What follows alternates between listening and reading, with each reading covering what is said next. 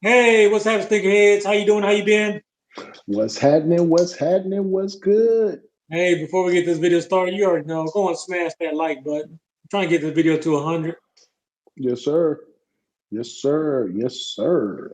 On this video, we got the updates and Jordan recaps. We're gonna start off with the updates. So just to keep you on the loop of what's going on, the Jordan 1 low trophy rooms was expected to release in December. Several sources are now saying that those shoes have been pushed back to February 15, 2024, which is right around the corner. This shoe will come out at a price point of $140. Here are the first leak images that we've seen of the trophy room lows. I do like this colorway. It does look exactly like the highs, except for they're a low. We just hope that Marcus Jordan doesn't backdoor all these so we can have a chance to get them this time. You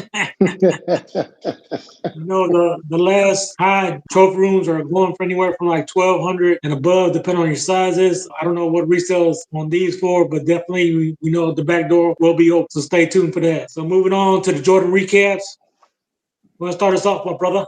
On November the 21st, we did have those Air Jordan 13s. The week right now, all sizes are still available. So those sizes 8 through 14 are all available on Nike.com. Yes, sir. What you got next? So next we could have on the same day, November 21st, the Jordan 2, aka Black Satin. This is a women's exclusive pair. And again, we know that Jordan 2 lows are not in at this time. And so this came out at a price point of $150.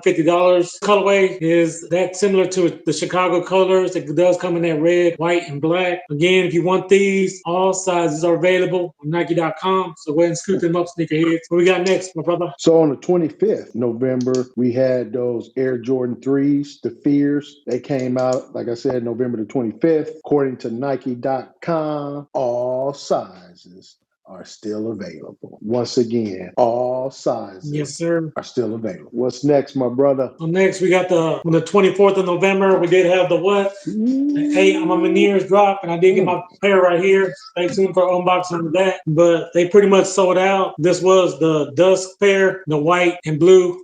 This was a collaboration, the Jordan 5 with I'm a Meniere. This did come at a price point of $225. I did think that was a clean colorway, better for the summer, but unfortunately we got to go ahead and scoop them up now because they won't be here next year.